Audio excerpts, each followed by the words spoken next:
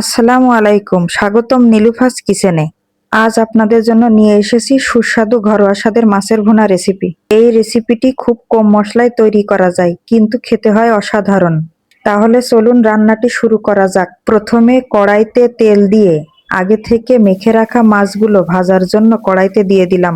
এখানে একটা tips share করি, মাছ ভাজার সময় খুব বেশি নাড়াচাড়া করা যাবে না, তাহলে মাছগুলো ভেঙে যেতে পারে।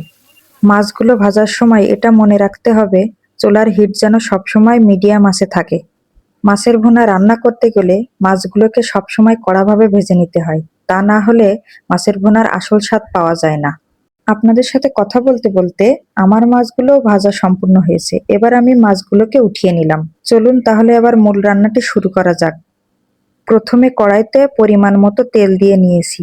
তেলগুলোর মধ্যে আগে থেকে কুচিয়ে রাখা কিছু পেঁয়াজ দিয়ে দিলাম। পেঁয়াজগুলো ভাজার সময় মনে রাখতে হবে চুলার হিট যেন সবসময় মিডিয়াম আঁচে থাকে, তা না হলে পেঁয়াজগুলো পুড়ে যেতে পারে। এবার পেঁয়াজগুলোর মধ্যে আমি কয়েকটা চেরা শুকনো মরিচ দিয়ে নিয়েছি। আপনারা এখানে গুঁড়ো মরিচটা ইউজ করতে পারেন, তবে ব্যক্তিগতভাবে আমি সবসময় আস্ত মরিচটাই ব্যবহার করে থাকি। সকল ধরনের ভুনা রান্নার ক্ষেত্রে পেঁয়াজগুলোকে সবসময় বাদামি কালার করে ভেজে নেওয়ার চেষ্টা করবেন।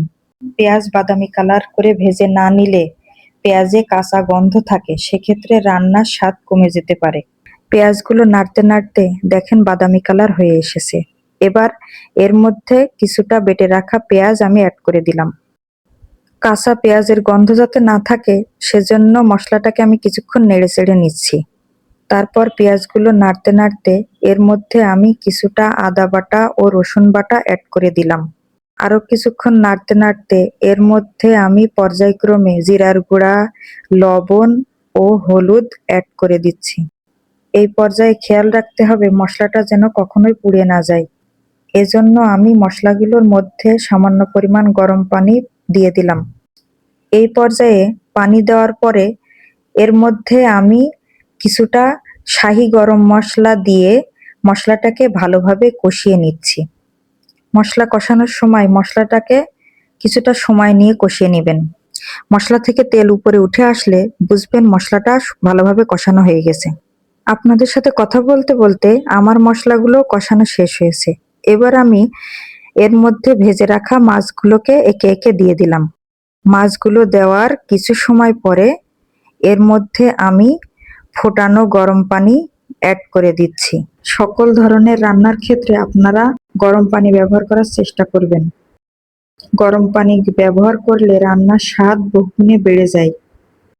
এরপর মাঝারি আঁচে কয়েক মিনিট রান্না করলাম, যাতে মাছের সাথে মশলাগুলো ভালোভাবে মিশে যায়। সবশেষে সামান্য ভাজা জিরার গুঁড়া এবং সামান্য শাহি গরম মশলার গুঁড়া ছিটিয়ে দিলাম। বাস, খুব সহজেই তৈরি হয়ে গেল আমাদের আজকের দারুণ মজাদার মাছের ভুনা রেসিপি। গরম গরম ভাতের সঙ্গে এই মাছের ভুনাটি খেতে খুবই অসাধারণ লাগে। আপনারাও কিন্তু একবার ট্রাই করে দেখবেন। আমার এই রেসিপিটি যদি আপনাদের ভালো লেগে থাকে তাহলে চ্যানেলটি সাবস্ক্রাইব করে পাশে থাকবেন। আল্লাহ হাফেজ।